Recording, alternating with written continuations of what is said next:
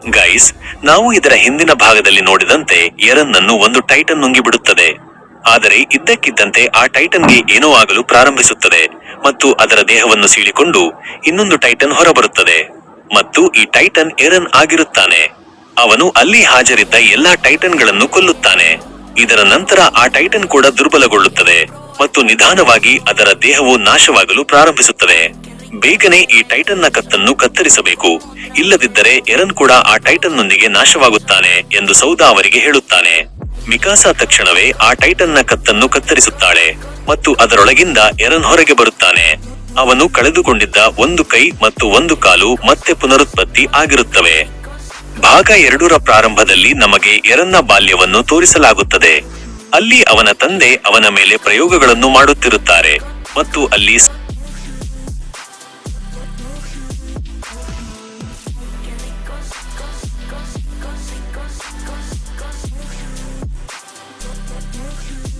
ಆ ಜನರು ಪ್ರಯೋಗಾಲಯದೊಳಗೆ ಬರುತ್ತಾರೆ ಮತ್ತು ಅವರೊಂದಿಗೆ ಜನರಲ್ ಕಾಬೂಲ್ ಕೂಡ ಇರುತ್ತಾನೆ. ಅವರು ಎರನ್ನ ತಂದೆಯ ಮೇಲೆ ತುಂಬಾ ಕೋಪಗೊಳ್ಳುತ್ತಾರೆ, ಏಕೆಂದರೆ ಯಾವುದೇ ಸಾಮಾನ್ಯ ವ್ಯಕ್ತಿಗೆ ಇಂತಹ ಪ್ರಯೋಗಗಳನ್ನು ಮಾಡಲು ಸರ್ಕಾರವು ಸ್ಪಷ್ಟವಾಗಿ ನಿಷೇಧಿಸಿರುತ್ತದೆ. ಇದರ ನಂತರ ಅವರು ಎರನ್ನ ತಂದೆ ತಾಯಿಯನ್ನು ಬಂಧಿಸುತ್ತಾರೆ ಮತ್ತು ಪ್ರಯೋಗಾಲಯಕ್ಕೆ ಬೆಂಕಿ ಹಚ್ಚುತ್ತಾರೆ. ಇದರ ನಂತರ ದೃಶ್ಯ ವರ್ತಮಾನಕ್ಕೆ ಬದಲಾಗುತ್ತದೆ ಮತ್ತು ಇಲ್ಲಿ ಎರನ್ನನ್ನು ಬಂಧಿಸಲಾಗಿರುತ್ತದೆ. ಜನರಲ್ ಕಾಬೂಲ್ ಅವನಿಗೆ, ನೀನು ಮನುಷ್ಯನೇ ಅಥವಾ ಟೈಟನ್ ಎಂದು ಕೇಳುತ್ತಾನೆ. ಅದಕ್ಕೆ ಎರನ್, ನಾನು ಮನುಷ್ಯ, ನಾನು ಟೈಟನ್ ಅಲ್ಲ ಎಂದು ಹೇಳುತ್ತಾನೆ. ಆದರೂ ಎರನ್ಗೆ ಅದೆಲ್ಲ ನೆನಪಿರುವುದಿಲ್ಲ, ಅವನು ಎಲ್ಲವನ್ನೂ ಮರೆತು ಬಿಟ್ಟಿರುತ್ತಾನೆ. ಇದರ ನಂತರ ಕಾಬೂಲ್ ಅವನನ್ನು ಕೊಲ್ಲಲು ಆದೇಶ ನೀಡುತ್ತಾನೆ. ಅದೇ ಸಮಯದಲ್ಲಿ ಆರ್ಮಿನ್, ಇದು ತಪ್ಪು, ಎರನ್ ನಮ್ಮೆಲ್ಲರ ಜೀವ ಉಳಿಸಿದ್ದಾನೆ ಮತ್ತು ಅವನು ಮಾನವ ಕುಲದ ಕೊನೆಯ ಭರವಸೆಯಾಗಿ ಹೊರ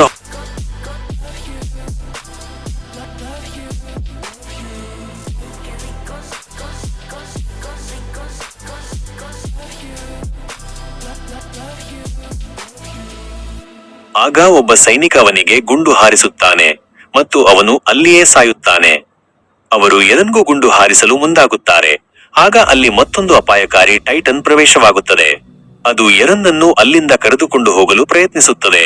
ಸ್ಕೌಟ್ನವರು ಅದನ್ನು ತಡೆಯಲು ಪ್ರಯತ್ನಿಸುತ್ತಾರೆ, ಆದರೆ ಅದು ಅವರನ್ನು ಇರುವೆಗಳಂತೆ ಪುಡಿ ಮಾಡಲು ಪ್ರಾರಂಭಿಸುತ್ತದೆ ಮತ್ತು ಜನರಲ್ ಕಾಬೂಲ್ ಕೂಡ ಅವಶೇಷಗಳ ಅಡಿಯಲ್ಲಿ ಸಿಲುಕಿ ಸಾಯುತ್ತಾನೆ. ಆ ಟೈಟನ್ ಎರನ್ನ ತಂಡದವರನ್ನು ಕೊಲ್ಲಲು ಹೋಗುತ್ತದೆ, ಆದರೆ ಅವರ ಮುಂದೆ ಮಿಕಾಸಾ ನಿಲ್ಲುತ್ತಾಳೆ ಮತ್ತು ಮಿಕಾಸಾಗೆ ಆ ಟೈಟನ್ ಚೆನ್ನಾಗಿ ತಿಳಿದಿದೆ ಎಂದು ತೋರುತ್ತದೆ. ಇದರ ನಂತರ ಆ ಟೈಟನ್ ಎರನ್ನನ್ನು ಅಲ್ಲಿಂದ ಕರೆದುಕೊಂಡು ಹೋಗುತ್ತದೆ ಮತ್ತು ಈಗ ಅವರ ತಂಡದಲ್ಲಿ ಕೇವಲ 5 ಜನರು ಮಾತ್ರ ಉಳಿಯುತ್ತಾರೆ. ನಾವೈದು ಜನರು ಸೇರಿ ಆ ರಂಧ್ರವನ್ನು ಹೇಗೆ ಮುಚ್ಚುವುದು? ನಮ್ಮ ಬಳಿ ಯಾವುದೇ ಸ್ಫೋಟಕಗಳು ಇಲ್ಲ ಎಂದು ಜೀನ್ ಹೇಳುತ್ತಾನೆ.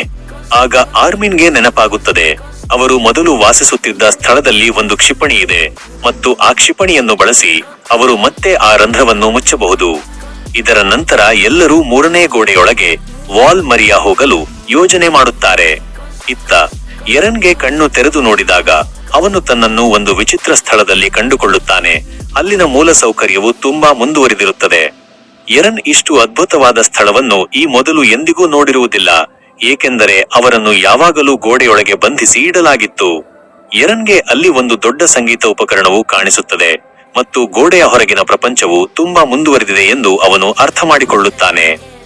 ಆ ಸ್ಥಳದಲ್ಲಿ ಕ್ಯಾಪ್ಟನ್ ಶಿಕಿಶಿಮಾ ಕೂಡ ಇರುತ್ತಾನೆ. ಅವನು ಅವನಿಗೆ ಪ್ರಪಂಚದ ಸತ್ಯದ ಬಗ್ಗೆ ಹೇಳುತ್ತಾನೆ. ಅವನು ಹೇಳುತ್ತಾನೆ, ಟೈಟನ್ಗಳು ಮೊದಲು ಮನುಷ್ಯರೇ ಆಗಿದ್ದರು ಮತ್ತು ಈ ಟೈಟನ್ಗಳನ್ನು ತಯಾರಿಸುವ ಏಕೈಕ ಉದ್ದೇಶವೆಂದರೆ ಸರ್ಕಾರದವರು ತಮ್ಮ ದೇಶವನ್ನು ಮುಂದುವರಿದ ಮತ್ತು ಸುರಕ್ಷಿತವಾಗಿಸಲು ಮನುಷ್ಯರ ಹೊಸ ಪ್ರಭೇದವನ್ನು ಸೃಷ್ಟಿಸುವುದಾಗಿತ್ತು. ಆದರೆ ಕೆಲವು ತಪ್ಪುಗಳ ಕಾರಣ ಈ ಪ್ರಯೋಗವು ವಿಜ್ಞಾನಿಗಳ ಕೈಯಿಂದ ಜಾರಿ ಹೋಗಲು ಪ್ರಾರಂಭಿಸಿತು ಮತ್ತು ಒಂದು ರೀತಿಯ ವೈರಸ್ ಇಡೀ ಮನುಷ್ಯರಲ್ಲಿ ಹರಡಿತು. ಇದರಿಂದಾಗಿ ನಿಧಾನವಾಗಿ ಎಲ್ಲಾ ಮನುಷ್ಯರು ಟೈಟನ್ಗಳಾಗಿ ಬದಲಾಗಲು ಪ್ರಾರಂಭಿಸಿದರು ಮತ್ತು ಇಡೀ ಜಗತ್ತನ್ನು ನಾಶ ಮಾಡಲು ಪ್ರಾರಂಭಿಸಿದರು. ಶಿಕಿಶಿಮಾ, ನಮ್ಮ ಸರ್ಕಾರವು ಆ ಗೋಡೆಯನ್ನು ಮುಚ್ಚಲು ಬಯಸುವುದಿಲ್ಲ, ಏಕೆಂದರೆ ಅವರು ಗೋಡೆಯೊಳಗೆ ವಾಸಿಸುವ ಜನರ ಮನಸ್ಸಿನಲ್ಲಿ ಟೈಟನ್ಗಳ ಭಯವನ್ನು ಉಳಿಸಿಕೊಳ್ಳಲು ಬಯಸುತ್ತಾರೆ ಎಂದು ಹೇಳುತ್ತಾನೆ. ಎರನ್ನ ತಂದೆ ಅವನ ಮೇಲೆ ಮಾಡಿದ್ದ ಪ್ರಯೋಗದ ಕಾರಣ ಅವನು ಯಾವುದೇ ಸಮಯದಲ್ಲಿ ಟೈಟನ್ನ ಶಕ್ತಿಯನ್ನು ಆಹ್ವಾನಿಸಬಹುದು. ಸಮನ್. ಶಿಕಿಶಿಮಾ ಅವನಿಗೆ, ನೀನು ಮನುಷ್ಯರ ಕೊನೆಯ ಭರವಸೆ, ಏಕೆಂದರೆ ನಿನ್ನ ಬಳಿ ಟೈಟನ್ನ ದೇಹದ ಜೊತೆಗೆ ಮನುಷ್ಯನ ಹೃದಯವೂ ಇದೆ ಎಂದು ಹೇಳುತ್ತಾನೆ. ಇತ್ತ 5 ಟೈಟನ್ಗಳಿಂದ ತಪ್ಪಿಸಿಕೊಂಡು ಆ ಕ್ಷಿಪಣಿಯ ಬಳಿ ತಲುಪುತ್ತಾರೆ ಮತ್ತು ಅದನ್ನು ಅಲ್ಲಿಂದ ತೆಗೆದುಕೊಂಡು ಗೋಡೆಯ ಕಡೆಗೆ ಸಾಗಲು ಪ್ರಾರಂಭಿಸುತ್ತಾರೆ. ಆಗ ದಾರಿಯಲ್ಲಿ ಅವರು ಎರನ್ ಮತ್ತು ಶಿಕಿಶಿಮಾನನ್ನು ಭೇಟಿಯಾಗುತ್ತಾರೆ. ಶಿಕಿಶಿಮಾ ಆ ಕ್ಷಿಪಣಿಯನ್ನು ನೋಡಿ ಸಂತೋಷ ಪಡುತ್ತಾನೆ ಮತ್ತು ನಾವು ಇದರ ಸಹಾಯದಿಂದ ಆ ರಂಧ್ರವನ್ನು ಮುಚ್ಚುವುದಿಲ್ಲ, ಬದಲಿಗೆ ಇಡೀ ಗೋಡೆಯನ್ನೇ ಕೆಡವಿ ಬಿಡುತ್ತೇವೆ ಎಂದು ಎಲ್ಲರಿಗೂ ಹೇಳುತ್ತಾನೆ. ಇದನ್ನು ಕೇಳಿ ಎಲ್ಲರೂ ಆಘಾತಕ್ಕೊಳಗಾಗುತ್ತಾರೆ, ಏಕೆಂದರೆ ಟೈಟನ್ಗಳೊಂದಿಗೆ ಸರ್ಕಾರವನ್ನು ಕೊನೆಗೊಳಿಸುವುದು ಅವನ ಯೋಜನೆಯಾಗಿರುತ್ತದೆ. ಆದರೆ ಇದರಲ್ಲಿ ಅನೇಕ ಅಮಾಯಕ ಜನರ ಜೀವವೂ ಹೋಗಬಹುದು. ಉಳಿದ ಸದಸ್ಯರು ಶಿಕಿಶಿಮಾನಿಗೆ ಹೀಗೆ ಮಾಡದಂತೆ ಸ್ಪಷ್ಟವಾಗಿ ನಿರಾಕರಿಸುತ್ತಾರೆ, ಆದರೆ ಶಿಕಿಶಿಮಾನಿಗೆ ಅದರಿಂದ ಯಾವುದೇ ವ್ಯತ್ಯಾಸವಾಗುವುದಿಲ್ಲ. ಎರನ್ ಕೂಡ ಅವನಿಗೆ ಹೀಗೆ ಮಾಡುವುದರಿಂದ ತಡೆಯುತ್ತಾನೆ. ಇದರ ನಂತರ ಇಬ್ಬರ ನಡುವೆ ಜಗಳವಾಗುತ್ತದೆ ಮತ್ತು ಶಿಕಿಶಿಮಾ ಎರನ್ ಅನ್ನು ಕೊಲ್ಲಲು ಹೋಗುತ್ತಿರುತ್ತಾನೆ. ಆಗ ಆರ್ಮಿನ್, ಅಲ್ಲೇ ನಿಲ್ಲು, ನನ್ನ ಸ್ನೇಹಿತನನ್ನು ಬಿಡು, ಇಲ್ಲದಿದ್ದರೆ ನಾನು ಈ ಕ್ಷಿಪಣಿಯನ್ನು ಸಕ್ರಿಯಗೊಳಿಸುತ್ತೇನೆ ಮತ್ತು ಎಲ್ಲರೂ ಸಾಯುತ್ತಾರೆ ಎಂದು ಹೇಳುತ್ತಾನೆ. ಅದೇ ಶಿಕಿಶಿಮಾ ನಗುತ್ತಾ, ಏನು ಮಗು, ನೀನು ನನ್ನನ್ನು ಹೆದರಿಸುತ್ತಿದ್ದೀಯಾ? ಒಂದು ಕೆಲಸ ಮಾಡು, ಕ್ಷಿಪಣಿಯನ್ನು ಸಕ್ರಿಯಗೊಳಿಸು, ಮಾಡು ಮಾಡು, ಬೇಗ ಮಾಡು ಎಂದು ಹೇಳುತ್ತಾನೆ. ಈ ಕ್ಷಿಪಣಿಯನ್ನು ಸಕ್ರಿಯಗೊಳಿಸುವುದು ಅಷ್ಟು ಸುಲಭವಲ್ಲ ಎಂದು ಶಿಕಿಶಿಮಾಗೆ ತಿಳಿದಿರುತ್ತದೆ ಮತ್ತು ಅವನ ಸೈನಿಕರು ಅವರ ಮೇಲೆ ಬಂದೂಕುಗಳನ್ನು ಗುರಿಯಿಡುತ್ತಾರೆ. ಆಗ ಸನಾಗ್ ಎಂಬ ವ್ಯಕ್ತಿ ಆರ್ಮಿನ್ಗೆ, ನೀವು ಇಲ್ಲಿಂದ ಹೋಗಿ, ನಾನು ಇವನನ್ನು ನಿಭಾಯಿಸುತ್ತೇನೆ ಎಂದು ಹೇಳುತ್ತಾನೆ ಮತ್ತು ಅವನು ತನ್ನ ODMG ಯಂತ್ರವನ್ನು ಬಳಸಿ ಒಂದು ದೊಡ್ಡ ಗೋಡೆಯನ್ನು ಕೆಡವಲು ಪ್ರಯತ್ನಿಸುತ್ತಾನೆ. ಇದರಿಂದ ಶಿಕಿಶಿಮಾನ ದಾರಿ ತಡೆಯಲ್ಪಡುತ್ತದೆ. ಆಗ ಶಿಕಿಶಿಮಾ ಆದೇಶ ನೀಡುತ್ತಾನೆ ಮತ್ತು ಅವನ ಸೈನಿಕರು ಸನಾಗ್ ಮೇಲೆ ಗುಂಡು ಹಾರಿಸಲು ಪ್ರಾರಂಭಿಸುತ್ತಾರೆ. ಎರನ್ ಅವನನ್ನು ರಕ್ಷಿಸಲು ಪ್ರಯತ್ನಿಸುತ್ತಾನೆ, ಆದರೆ ಜೀನ್ ಅವನನ್ನು ಕಾರಿನೊಳಗೆ ಕೂರಿಸುತ್ತಾನೆ ಮತ್ತು ಅವರು ಅಲ್ಲಿಂದ ಹೊರಡುತ್ತಾರೆ. ಸನಾಗ್ ಆ ಗೋಡೆಯನ್ನು ಕೆಡವುತ್ತಾನೆ ಮತ್ತು ಒಂದು ದೊಡ್ಡ ಸ್ಫೋಟವಾಗುತ್ತದೆ ಮತ್ತು ಶಿಕಿಶಿಮಾನ ಎಲ್ಲಾ ಸೈನಿಕರು ಸಾಯುತ್ತಾರೆ. ಇತ್ತ ಈ ಜನರು ಕ್ಷಿಪಣಿಯನ್ನು ತೆಗೆದುಕೊಂಡು ಗೋಡೆಯ ಬಳಿ ಬರುತ್ತಾರೆ, ಆದರೆ ಶಿಕಿಶಿಮಾ ಅವರನ್ನು ಹಿಡಿಯುತ್ತಾನೆ ಮತ್ತು ತನ್ನದೇ ಖಡ್ಗದಿಂದ ತನ್ನನ್ನೇ ಕೊಲ್ಲಲು ಪ್ರಾರಂಭಿಸುತ್ತಾನೆ. ಇದರ ನಂತರ ಅವನು ಒಂದು ಟೈಟನ್ ಆಗಿ ಬದಲಾಗಲು ಪ್ರಾರಂಭಿಸುತ್ತಾನೆ ಮತ್ತು ಇದು ನಾವು ಹಿಂದೆ ನೋಡಿದ್ದ ಅದೇ ಟೈಟನ್ ಆಗಿರುತ್ತದೆ. ಅದು ಎರನ್ ಅನ್ನು ಕರೆದುಕೊಂಡು ಓಡಿ ಹೋಗಿರುತ್ತದೆ ಮತ್ತು ಈ ಟೈಟನ್ ಶಿಕಿಶಿಮಾನೇ ಆಗಿರುತ್ತಾನೆ. ಅಂದರೆ ಅವನು ಕೂಡ ಎರನ್ನಂತೆ ಟೈಟನ್ನ ದೇಹವನ್ನು ಆಹ್ವಾನಿಸಬಹುದು, ಆದರೆ ಅದಕ್ಕೂ ಮೊದಲು ಅವರು ತಮ್ಮನ್ನು ತಾವೇ ಕೊಲ್ಲಬೇಕಾಗುತ್ತದೆ. ಇದರ ನಂತರ ಎರನ್ ಕೂಡ ತನ್ನನ್ನು ತಾನು ಕೊಲ್ಲಲು ಪ್ರಯತ್ನಿಸುತ್ತಾನೆ, ಇದರಿಂದ ಅವನು ಕೂಡ ಟೈಟನ್ನ ದೇಹವನ್ನು ಆಹ್ವಾನಿಸಬಹುದು. ಆದರೆ ಜೀನ್ ಅವನನ್ನು ಹೀಗೆ ಮಾಡುವುದರಿಂದ ತಡೆಯುತ್ತಾನೆ.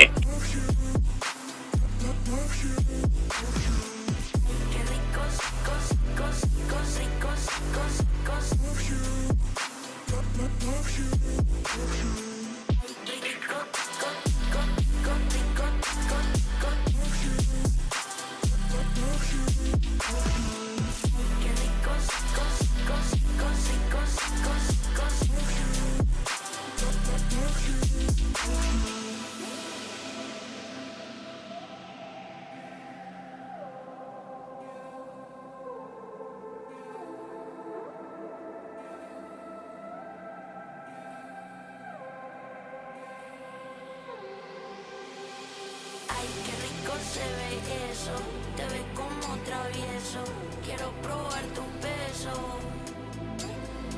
Ay, qué rico se ve eso, te ves como travieso, quiero probar tu beso. Rico,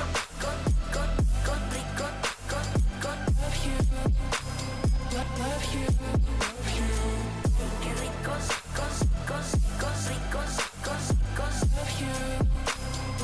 love you.